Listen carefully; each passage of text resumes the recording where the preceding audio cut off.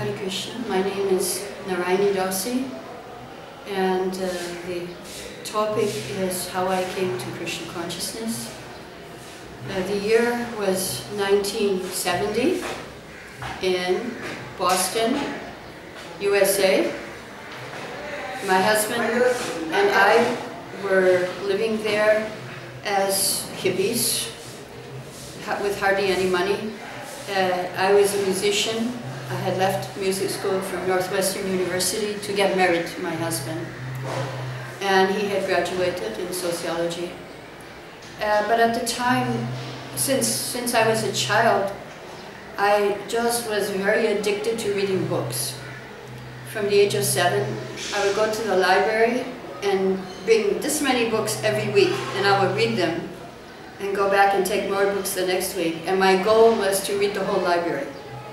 So when I was reading about Eastern philosophy from the age of 16, and I even started doing yoga from a book. I was reading a book and I started to do yoga just from the book. So when I was in Boston, it was a search for me. I was reading these books from India, and they said you need a guru. So I thought, okay, I need to find a guru. So I was looking. There were in Boston in 1970, 1968. We went to Boston 68, 69. There were many, many gurus. There was this many impersonalistic gurus. Actually, nobody was into devotion to Krishna. There was one guru, very famous, even now very famous, though now he's left his body. And you had to purchase a mantra from him. You had to pay some money, get a mantra. And so I would ask, okay, if I chant this mantra, what will be the result? And they said, after 6 months, you will become God, or at least liberated. So I said, okay, let me give it a try. Morning and night, we chant the mantra for 10 minutes, and the rest of the day you can do whatever you like. No rules, no regulations. So I was trying, and I went to his class where everybody was chanting together there, silently of course, and half the class was snoring and sleeping, and I thought, oh, is this the goal? Am I supposed to sleep while I'm chanting this mantra? But no, it was not the goal, it was just what happened when you chant. You don't wake up, but you fall asleep, and after, even I was going to go to one of their camps, and in the camp, they had a choice of vegetarian and non-vegetarian. I was a little bit shocked because I thought, well, you know, if this is a guru from India, why should he be why should he give non-vegetarian food? So then I went to another Zen Buddhist. I went to another, I think Baba Ramdas, and all of them I tried, but nothing, no result really. So then finally, I saw an advertisement in the newspaper, the underground newspaper, about a love feast. I said, okay, let's try this, let's see what this is. So my husband and I, we had no money, we hitchhiked to the temple, and I asked, so we went in, and it was an amazing place. Every room was a different, shocking color, purple, orange, pink, and the house itself was purple outside. A very conservative neighborhood. Only one house was purple, the rest were just like regular colors. So we went inside, and the whole atmosphere was just not like anything we ever saw before in our life. And so I asked the devotees, I said, so what is your process? And they said, you have to chant, you have to dance, and you have to eat prasadam. I said, okay, I'll try. And I was chanting, dancing, and eating. And from that day, the Hare Krishna mantra never went out from my mind. It was always in my mind. I couldn't get it out. It was just always there. And I didn't want to get it out. It was quite nice. And then I saw their books, and I started to read the books. 2 weeks later, I visited the temple at midnight. And everybody was actually awake, and they were all chanting their rounds. And it was a wonderful sound. And I was just kind of swaying to the sound. And so it was late, so we asked the temple president if we could stay the night, and he took one look at us and he said no, because we really looked like hippies. He said, no, you're not ready. So then we went back home, And after that, we used to go, especially myself. My husband was not so interested as I was. And so we used to go every Sunday to the feast. I would bring back prasadam and feed him prasadam. And then I was starting to read the books. Actually, my husband, he was the first one who got a book. He was out on the street, walking. He was about to take the bus home from where he was. And one devotee, Radharani, she came with a pamphlet, and the title was, "Who is Crazy?" Because in those days, everyone thought the devotees were crazy. And so Prabhupada, when they told Prabhupada, Prabhupada said, "No, everybody else is crazy, only the devotees are sane." So then we had this essay, "Who is Crazy?" Now, on the price on the book, on the pamphlet was written 50 cents. So then Radharani, she got this big conch shell out and stuck it in his stomach, kind of, and said, "Oh." And he showed her, "You see, I only have 25 cents, and it was true because we had no money. This is my bus fare home." And she said, "Oh, that's all right." She grabbed the 25 cents, gave him the book, and he had to walk home 2-3 kilometers, or miles. So we got our first book, "Who is Crazy?"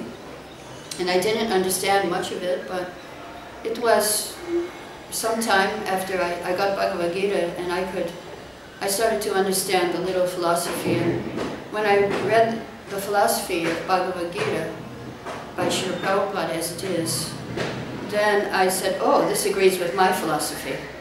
I had some sort of philosophy, and I had gotten another Bhagavad Gita from the previous guru, but he only went up to the first 6 chapters, Ashtanga Yoga, because after that he couldn't.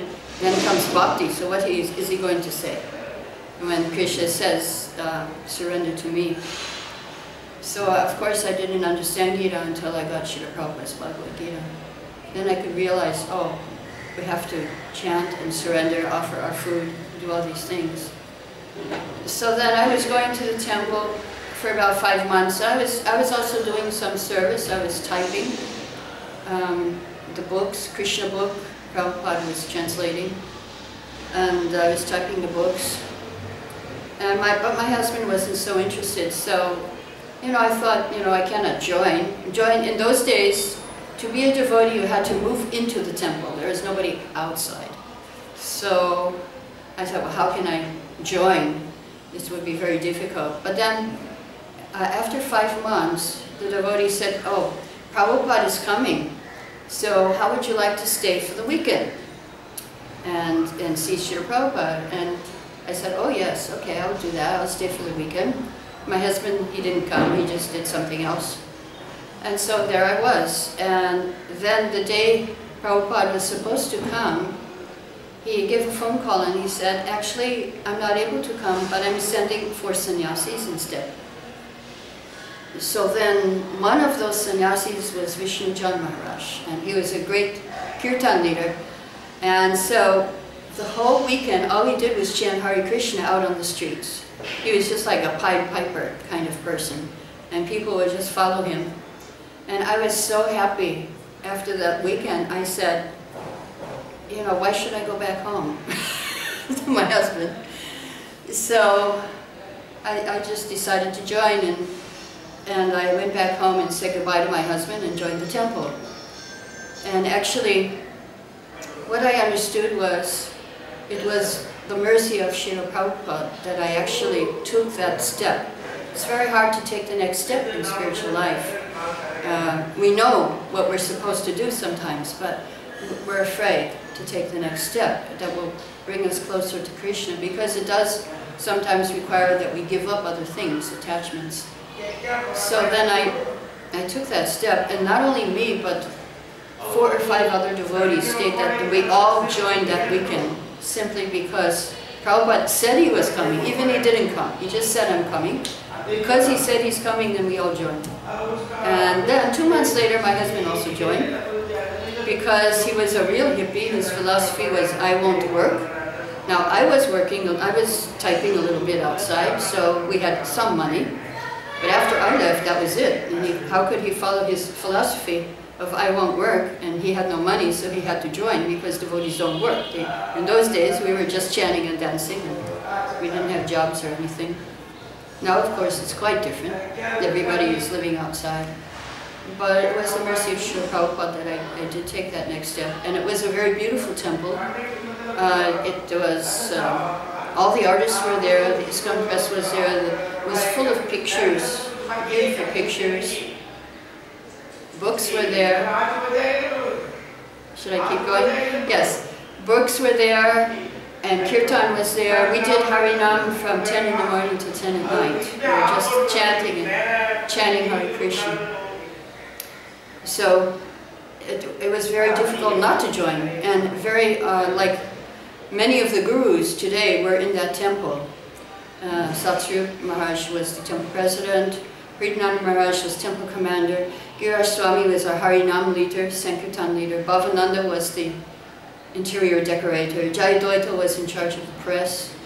So it was an amazing, Rukmini and Bhardraj, all the artists were there, and amazing dramas were there every weekend.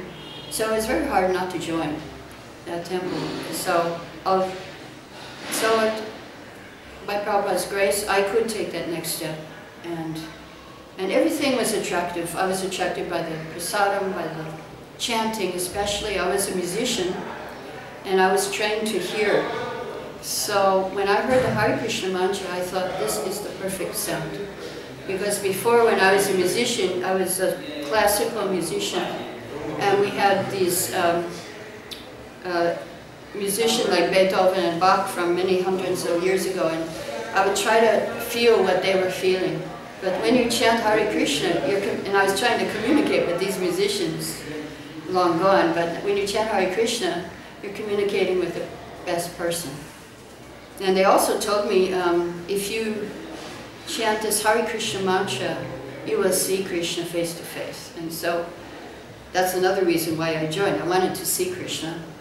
And I'm still wanting to see Krishna. Of course, I see him in the temple every day, but at the same time, Prabhupada did say, we will see him just like you and I are sitting here and talking. So I'm still maintaining that hope after 44 years of practicing Krishna consciousness. Hare Krishna.